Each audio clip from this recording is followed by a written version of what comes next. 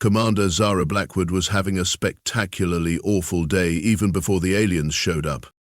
"You've got to be joking," she muttered, glaring at the malfunctioning coffee synthesizer that had just sprayed her uniform with scalding brown sludge.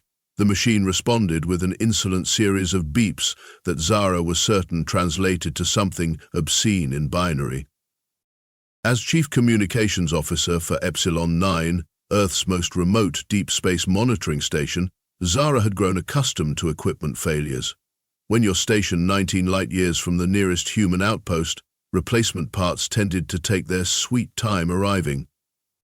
"Kinski," she called out to her engineer, "this coffee machine has developed sentience and appears to hate me personally. Care to explain?"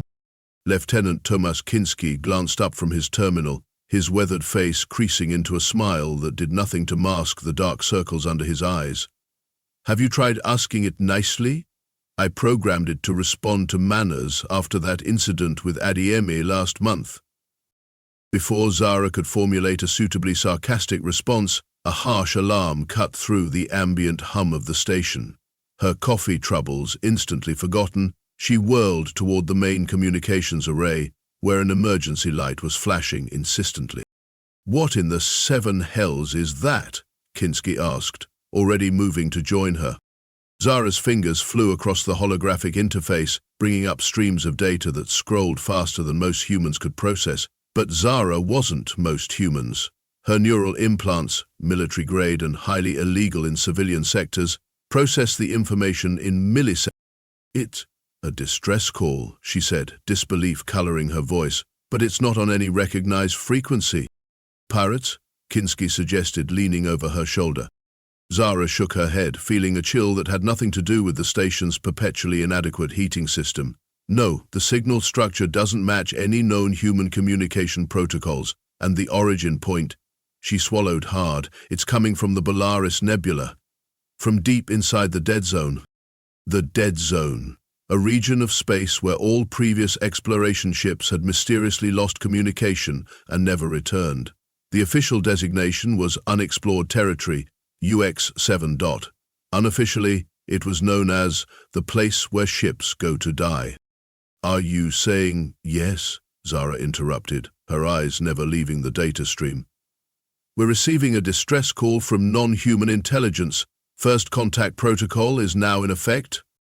Expedition Vessel _Curiosity_ was hardly the ideal ship for a first contact mission. Originally designed for short-range asteroid sampling, the compact craft had been retrofitted over the years with whatever parts Epsilon 9 could scrounge from supply shipments. The result was a technological Frankenstein that Kinski affectionately referred to as the Flying Death Trap. "Tell me again why we're not taking the station shuttle?" asked Dr. Lyra Zhang, the expedition's hastily appointed medical officer, as she stowed equipment in the cramped medical bay. "Because the shuttle doesn't have the quantum fold drive," Kinski replied, his upper body disappearing into an access panel as he made last-minute adjustments. "Without it, the journey would take 3 months instead of 6 hours. "Ah yes, the experimental, highly unstable drive that's never been properly tested," Lyra said dryly. "Ha, that's very reassuring." Zara surveyed her unlikely response team, a cynical doctor, an overly enthusiastic engineer with a questionable relationship to safety protocols, a paranoid security chief carrying enough firepower to start a small war, and a linguist who looked like he might pass out from excitement at any moment. "Right," she said, clapping her hands together. "Just so we're all clear on the mission parameters, we locate the source of the distress signal, establish non-hostile contact if possible, render assistance if needed, and get back to Epsilon 9 without dying or starting an interstellar incident. Any questions?" "Just one," Kinski said, raising his hand. "If we do manage first contact without getting ourselves killed, who gets naming rights for the aliens?" "Let's focus on the not getting killed part first," Zara suggested, strapping herself into the pilot seat. The quantum fold drive wasn't so much a method of travel as it was a controlled catastrophe. The experimental technology compressed space in front of the ship while expanding it behind, essentially folding the universe like an accordion. "I hate everything about this," Lyra groaned from her seat, her complexion matching the sickly green emergency lights. "Especially you, Kinski." The engineer, apparently immune to the spatial distortions, was happily tinkering with a console. "The drive is performing beautifully. We're approaching the coordinates 30 minutes ahead of schedule." The view screen adjusted as they approached the nebula's edge, revealing a sight that silenced even Kinski. Floating in the multicolored gases were the remains of ships. Human ships. Torn open like tin cans. But they weren't simply destroyed. They were dissected. Cut apart with surgical precision, their components arranged in bizarre geometric patterns. "That's the _Gagarin_Zar," Zara whispered, recognizing a particularly large section of hull. "It disappeared 3 years ago, crew of 26. "I don't see any bodies," Lara noted, professional instincts overriding her fear. "And I don't see any signs of weapons fire," added Reynolds, sounding genuinely perplexed. "These ships weren't attacked. They were studied." The quantum fold drive gave a final, alarming shriek and shut down, plunging the ship into momentary darkness before the backup systems engaged. "Perfect timing," Kinski announced, as if this had been intentional. "We've arrived at the exact coordinates from the distress signal." The view screen adjusted again, and there it was, the source of the signal that had brought them 19 light-years from home into an apparent ship graveyard. It wasn't the massive alien dreadnought they had half expected. Instead, floating amidst the dissected human vessels was something that resembled a coral reef made of liquid metal, pulsing with bioluminescent light in time with the heartbeat they had detected. "What is that?" Reynolds asked, hand hovering over the weapons controls. "It's either a ship, a station, or the alien itself," Zara finished. "We're not looking at an alien vessel, we're looking at an alien life form." As if responding to her words, the massive entity pulsed brighter, and the signal they had been following changed, becoming more complex. "It knows we're here," Dr. Nikolai Vasiliev whispered, "and it's trying to communicate." "Anyone else notice we're arranged exactly like the other ships?" Lyra's voice was carefully neutral, but Zara didn't miss the tremor underneath. She was right. The _Curiosity_ was now positioned at the center of a complex geometric pattern formed by fragments of the lost vessels. They hadn't drifted there naturally. They'd been deliberately placed, like specimens in a collection. "Kinski, can we move?" Zara asked, keeping her tone calm despite the adrenaline flooding her system. The engineer tapped urgently at his console. "Engines are online, but something's counteracting our thrusters, some kind of localized gravity field." A new pattern of light rippled across the alien entity, and a portion of its surface began to shift, forming what looked disturbingly like an opening. Or a mouth. "It's creating an entry point," Nikolai breathed. "I think it's inviting us inside." After a heated debate, it was decided that Zara and Nikolai would enter the alien entity. They donned lightweight environmental suits and prepared for departure. "If we're not back in 3 hours, or if we lose communication, consider us lost," Zara instructed. "And do try to think of something clever to do in that case." As they ventured deeper into the entity, they began to notice objects embedded in the walls, fragments of technology, some recognizably human, others completely alien. They weren't haphazardly placed, but arranged in intricate patterns. "It's almost like a museum or a library," Nikolai realized. "It's collecting and preserving technology." They rounded a corner and entered what could only be described as a central chamber.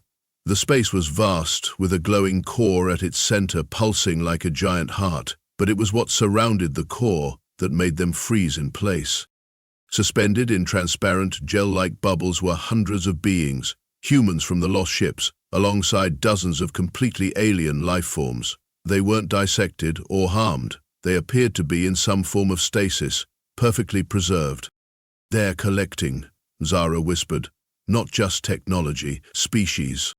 The lights in the chamber intensified, and the gel-like substance beneath their feet began to flow upward, surrounding them but not quite touching their suits. In their helmets, a strange, modulated voice suddenly spoke, not in any human language but directly into their minds. "Finally, communication, possible, help, required."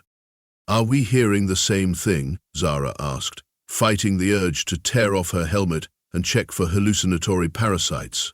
The voice had bypassed her ears entirely, manifesting directly in her consciousness. Nikolai nodded vigorously. Telepathic interface. The creature must be capable of electromagnetic manipulation to interface directly with our neural pathways. Remarkable. Remarkable, yes. Help. Needed, urgently. We received your distress call, Zara said, trying to maintain her composure. What kind of help do you need? The lights throughout the chamber pulsed as the entity processed her question. System, failure, imminent, preservation. Proton, compromised. In response, the gelatinous substance around them formed into three-dimensional images. A star exploding, planets disintegrating, entire solar systems collapsing. Extinction. Serpents, multiple throughout galaxy. The images shifted to show various life forms and technologies being collected and preserved. Archive, we preserve, all, life, all, knowledge. Understanding dawned on Zara. You're archivists. You're preserving species and technology from extinction events. Yes. 4. Reintroduction. When? The missing ships. You weren't attacking them. You were preserving their crews and technology because you thought Earth was facing an extinction event. UNS Narration detected from Sol System Preservation initiated. That was probably just our early quantum communication experiments, Zara realized. They must have looked like radiation signatures consistent with planetary catastrophe. But why do you need help now? Zara asked, gesturing to the stasis-suspended life forms. Your preservation systems seem to be working. The entity's lights dimmed noticeably, and portions of the metallic substance turned dull.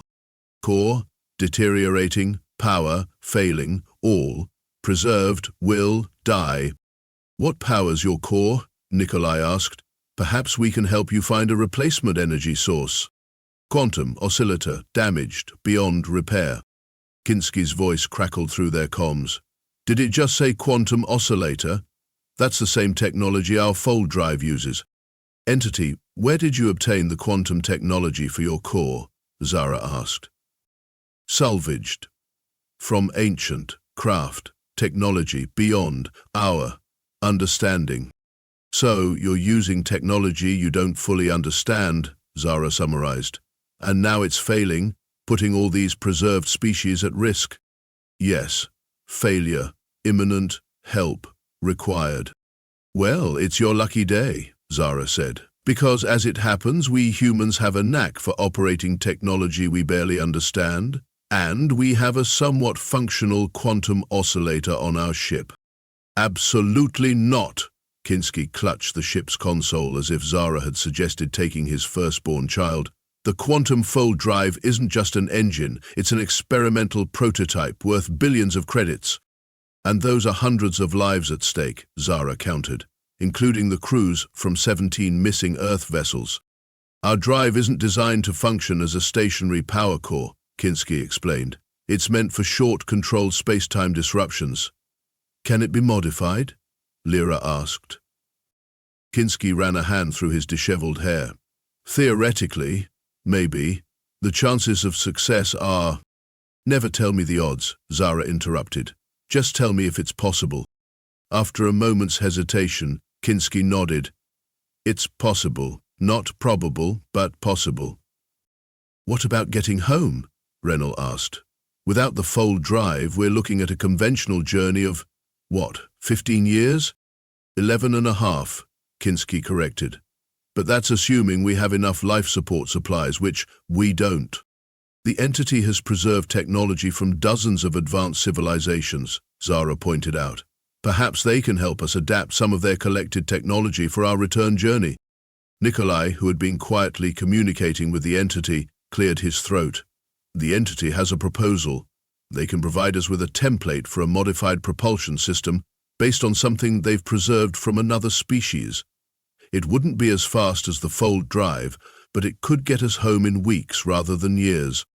And we're supposed to build this ourselves? Renault sounded skeptical.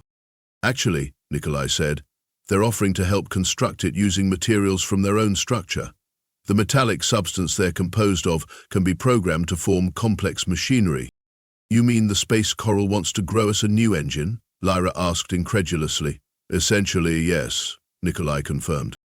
Kinski's eyes lit up with the manic gleam that Zara had learned to associate with either brilliant innovation or imminent disaster. That's brilliant!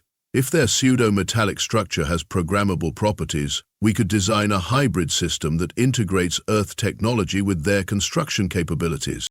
So we're cannibalizing our only way home to save a bunch of alien specimens, then hoping this cosmic pack rat can build us a replacement from its own body, Renault summarized, his expression torn between horror and fascination.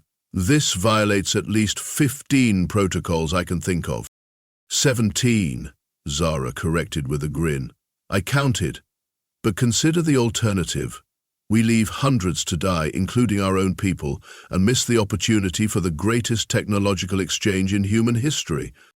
When you put it that way, Lara conceded, it almost sounds reasonable. Almost.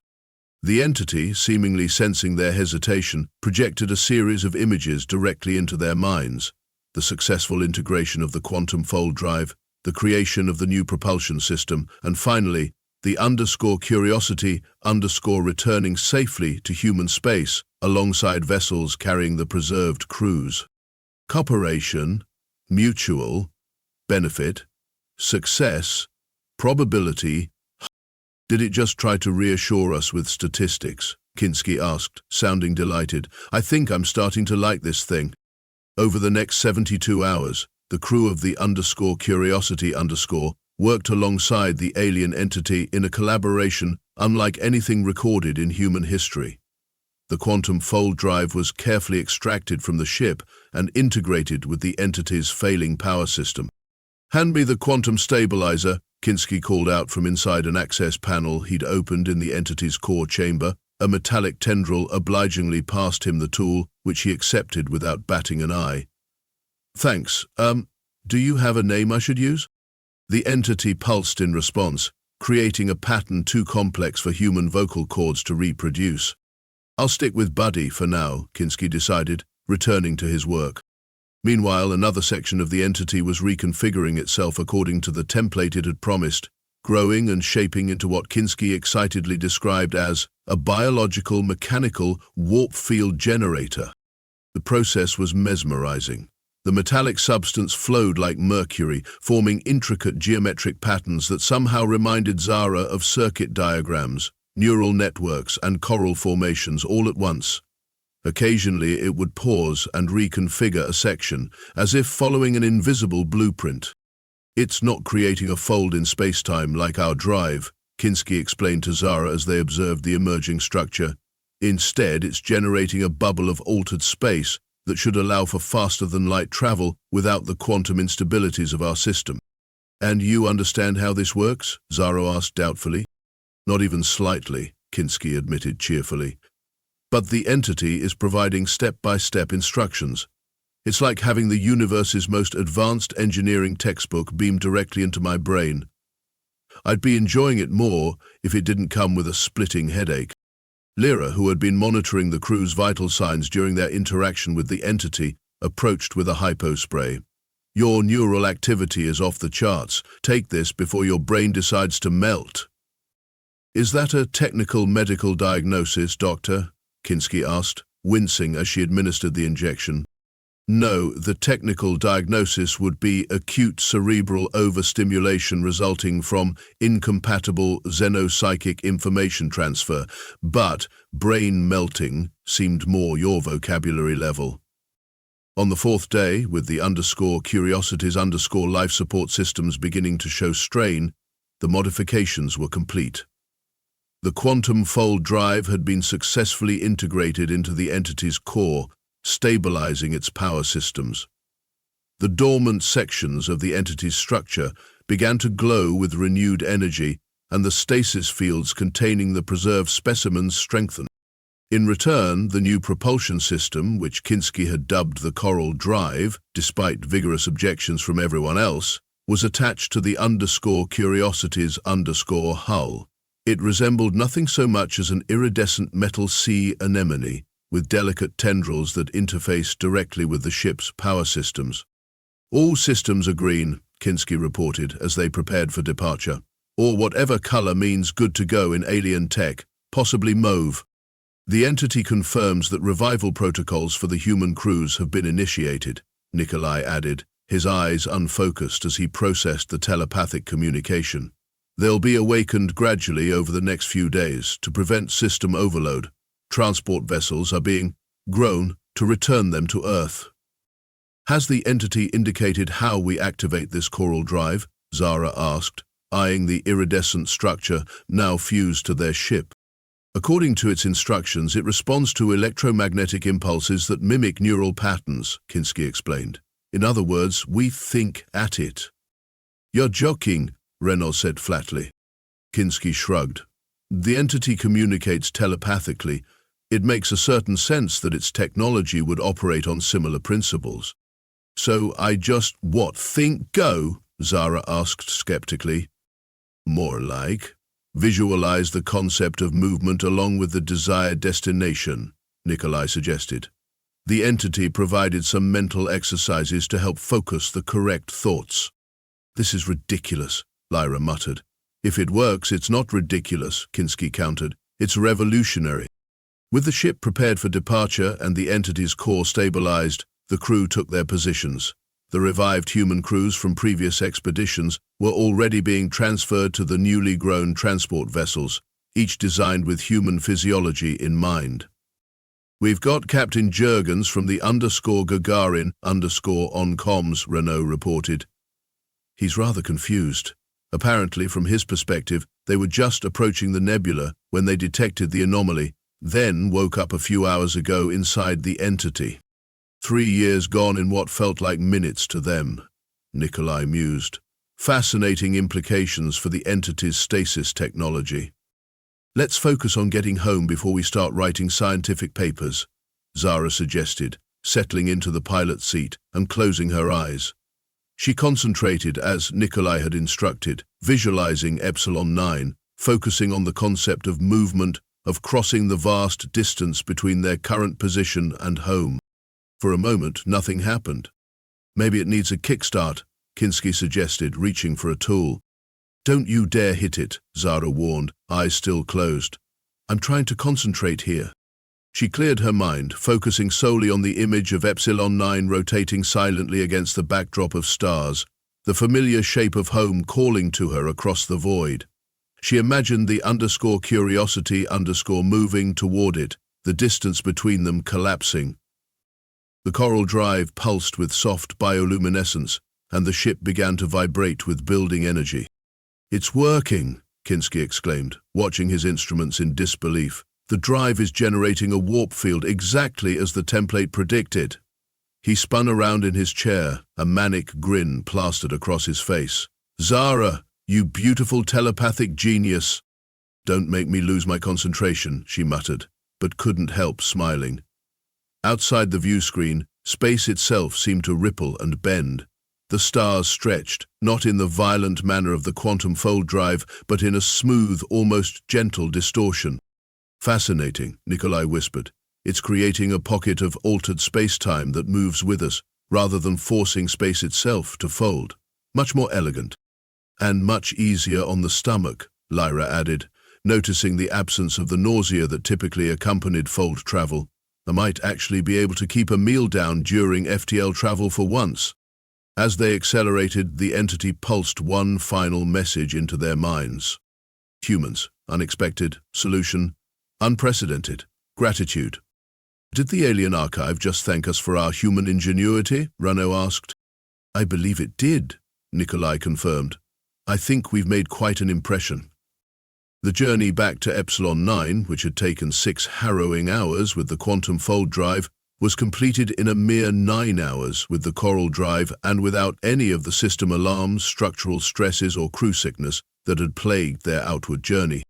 As they approached the station, they were met by an unexpected welcoming committee.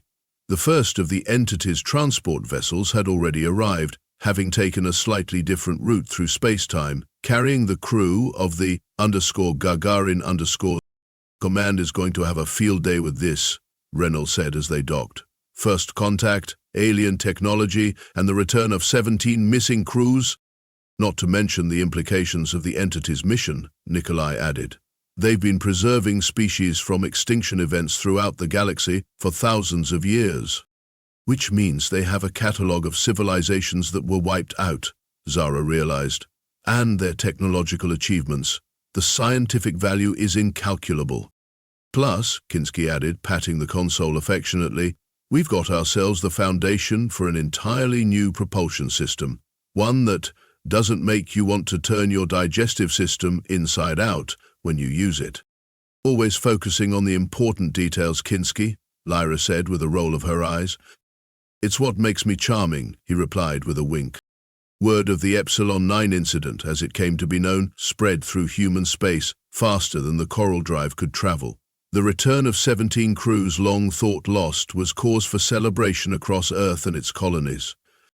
The entity, which humans nicknamed the Archivist, much to Kinski's disappointment, he had lobbied hard for space coral, established formal diplomatic relations with Earth. With its core stabilized by the integration of human quantum technology, it continued its preservation mission, but with a new understanding of communication protocols to avoid future misunderstandings. 6 months after their return, Zara found herself in the uncomfortable position of addressing the United Earth Council, the highest governing body of humanity's interstellar territories. So, let me get this straight, Commander Blackwood, said Councillor Zhao, peering at her over steepled fingers. You violated no fewer than 23 protocols, risked an interstellar incident, traded classified technology with an unknown entity, and retrofitted your ship with alien biological material, all without authorization from command? Zara cleared her throat. That's an accurate summary, Councillor. And as a result, Councillor Mbeki interjected, you established first contact with a benevolent alien intelligence, rescued 342 personnel previously thought lost, and secured humanity access to potentially thousands of years' worth of preserved technological and biological samples from throughout the galaxy. Yes, sir, Zara nodded, though in fairness most of that was accidental. Laughter rippled through the chamber. Even Councillor Zhao's stern expression cracked slightly. Commander Blackwood, said High Councillor Reyes, rising from her seat, it is the decision of this council that your actions, while unorthodox and technically in violation of numerous regulations, were in keeping with the highest principles of humanity. Your willingness to answer a call for help from an unknown source, and your crew's ingenuity in finding a solution that benefited all parties involved, represents the best of what we aspire to be as we venture into the stars. She gestured to an aide who approached with a small box. We are therefore pleased to award you and your crew the newly established Interspecies Cooperation Medal. You are also hereby promoted to the rank of captain, with authorization to continue diplomatic relations with the entity known as the Archivist.